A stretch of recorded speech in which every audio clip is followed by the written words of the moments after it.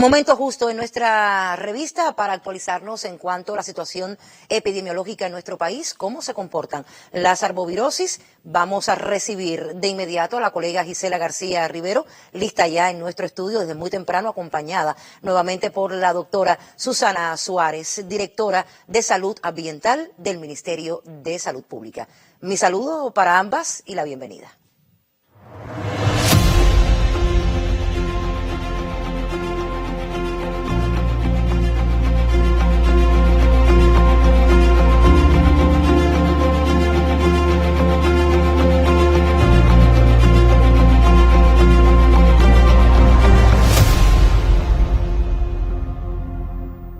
Muy buenos días para ti, Yanela, y para todos los amigos que se conectan a esta hora con la revista Buenos Días. Como decías, así es, segmento de actualización sobre el enfrentamiento de las arbovirosis en Cuba, en especial a la epidemia de chikungunya. Recibo en esta mañana nuevamente a la doctora Susana Suárez Tamayos, quien es directora de Salud Ambiental del Ministerio de Salud Pública. Doctora, bienvenida, muy buenos días. Muy buenos días, es un placer acompañarlos nuevamente para actualizarlos de la situación. El placer siempre es nuestro. Doctora, ¿cómo amanece el país? ¿Cuál es la situación epidemiológica al cierre del día de ayer? Bueno, muy buenos días nuevamente. La situación sigue siendo una situación compleja, epidemiológica compleja. En el día de ayer se captaron 5.940 pacientes con síndrome febril. Los síndromes febril inespecíficos es la puerta de entrada, son los primeros diagnósticos que se hacen común para todas las arbovirosis. De todos estos síndromes febriles, la mayoría se ingresaron en el hogar y un % menos elevado, de menor cantidad, un 10%, se ingresó en hospital. Son los primeros pacientes que deben acudir al médico, a las instituciones de salud, porque de ahí se puede derivar cuál sería el probable diagnóstico que pudieran tener. En el caso del dengue. En el caso del dengue, se procesaron 175 pruebas de IgM suma. La positividad superó el día anterior, es decir, el día de ayer la positividad superó el día de ayer y permanecen ingresados 47 pacientes de estos que tienen IgM suma positivo. La tasa de incidencia igual es superior a la de igual periodo de la semana anterior. Y se acumulan en el año 351 casos. Un número de casos muy por debajo de igual periodo del año anterior. El año anterior se supera en 2.000 y tantos casos por encima de los 351 casos que han sido diagnosticados en este año en 14 provincias del país. Siempre insistimos que el dengue es una de las enfermedades que más probabilidad tiene de que el paciente pueda realizar complicaciones de acuerdo a la exposición, porque son 4 serotipos, la exposición de los 4 serotipos que circulan en el país, de acuerdo a las comorbilidades, de acuerdo a las condiciones propias de cada paciente y por lo tanto insistimos y seguimos insistiendo es que se visite, se acuda a las instituciones de salud prontamente ante un síndrome febril específico para poder ir orientando al paciente de cuál pudiera ser su diagnóstico probable. En el caso del oropuchi, mantenemos igual que en el mes de septiembre se diagnosticó el último caso y se acumulan 4.122 casos en lo que va de año. Esto ocurre en 12 provincias, es decir, ha ocurrido en 12 provincias que son las que han mantenido la transmisión de oropuchi, como comentamos ayer. A pesar de que en el mes de septiembre no se diagnostica ningún caso, se mantiene la vigilancia, es decir, se mantiene la vigilancia de todas las arbovirosis a partir de la vigilancia de un síndrome febril inespecífico. En el caso de chikungunya, se diagnosticaron 916 casos nuevos. Sigue creciendo. Sigue creciendo, una cifra superior al día anterior y en todas las provincias del país.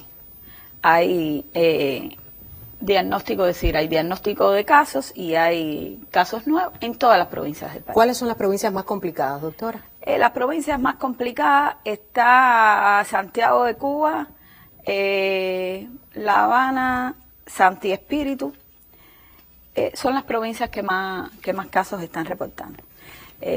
Ahora en las provincias orientales, luego del impacto del huracán, con las condiciones adversas que tienen en sus territorios, producto del impacto del huracán Melissa, entonces se están incrementando los casos en las provincias orientales. Pero de forma general hay transmisión en todo el país y sigue siendo compleja la situación. Ayer nos escribían incluso televidentes, doctora, de la provincia de Granma y nos decían que todavía se diagnostican muy pocos casos, es decir, muy pocos casos llegan a las instituciones de salud, que son muchísimas más las personas. ¿Qué sucede en este sentido?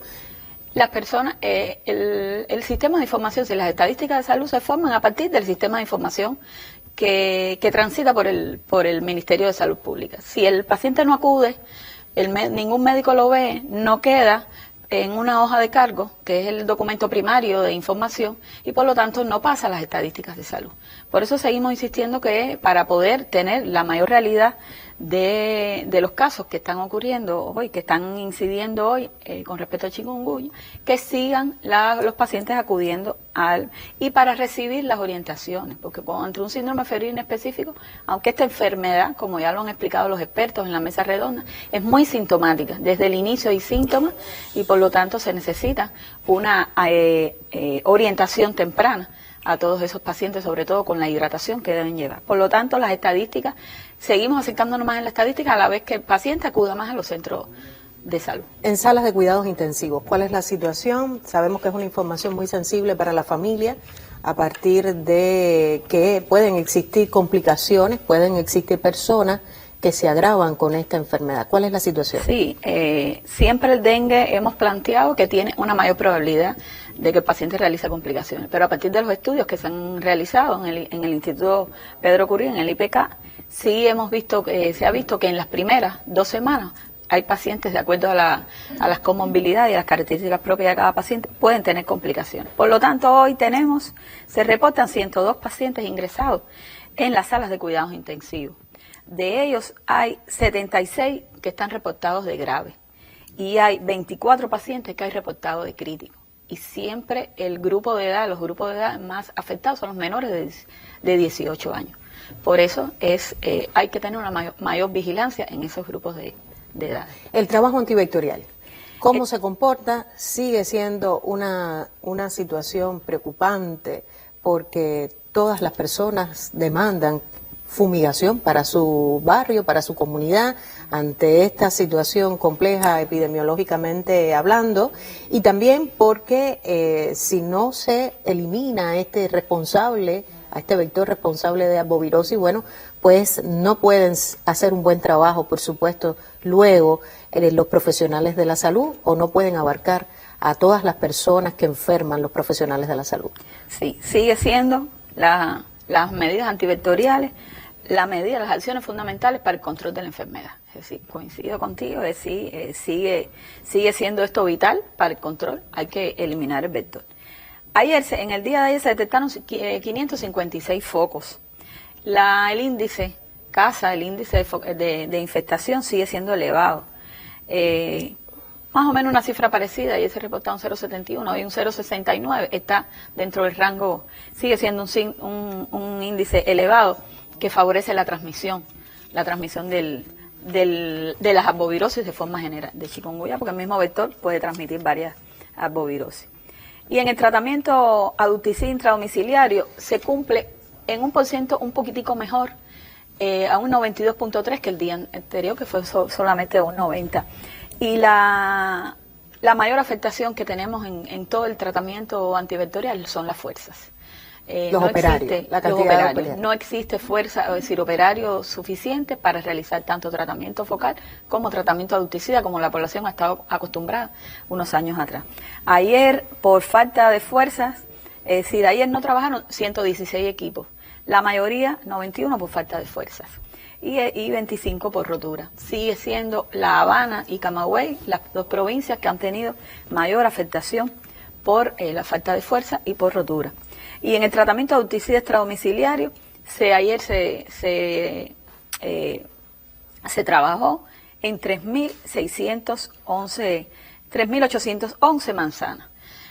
Sigue siendo, por supuesto, el problema de la fuerza una preocupación, pero se sigue, sobre todo estratificadamente en los lugares donde hay mayor riesgo de transmisión, se sigue trabajando, se siguen haciendo acciones intensificadas, pero sabemos que todavía nos falta mucho para poder abarcar todo el universo. Un interrogante antes de concluir este segmento, doctora. ¿Qué sucede hoy con el abate? Es una de las preocupaciones de la población que nos transmiten a través del correo.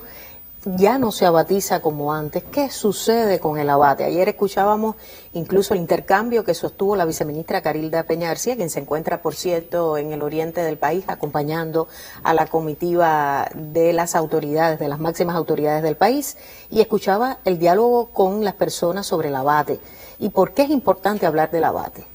Bueno, es importante hablar del abate porque el abate es un larvicida y por lo tanto el abate es un tratamiento preventivo, es decir, para que no se forme el criadero de mosquitos, que es, por supuesto, el vector transmisor. Gisela, te puedo comentar que hay abate en el país. El Ministerio de Salud Pública, en conjunto con las empresas, ha hecho un gran esfuerzo para poder obtener el abate. ¿Dónde radica el problema de abatizar el 100% de las viviendas? Sigue siendo en las fuerzas.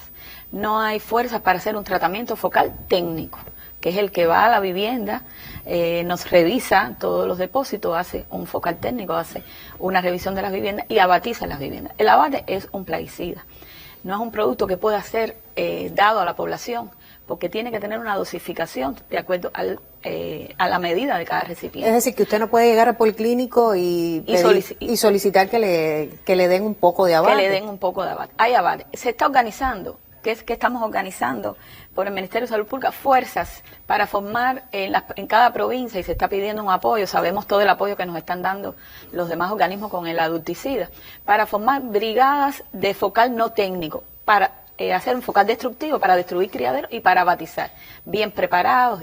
Ahora, en un caso que una persona tenga mucho riesgo, ella misma identifica que tenga mucho riesgo, muchos depósitos, puede llegar al policlínico, al departamento de vectores de cada área de salud, y puede ahí solicitar que algún personal vaya y le abatice. No así pedir abate, porque eso debe ser estrictamente sobre una técnica, un personal que esté bien capacitado. Pero hay abate. Algo que deberían también organizar a nivel de consejos populares, doctora. Eso. Porque sería estratégico en este momento a partir de la tensa situación epidemiológica. Las gracias, doctora, por compartir toda esta estadística con la población. Al cierre del día de ayer sigue siendo muy tensa la situación epidemiológica a partir de la amplia dispersión del virus de chikungunya. Las autoridades sanitarias nuevamente insisten en acudir al médico, en buscar ayuda médica ante los signos de alarma para que no se quede ninguna persona en riesgo en su casa. Nos vemos mañana para seguir compartiendo lo que hace Cuba para enfrentar estas arbovirosis. Muy buenos días.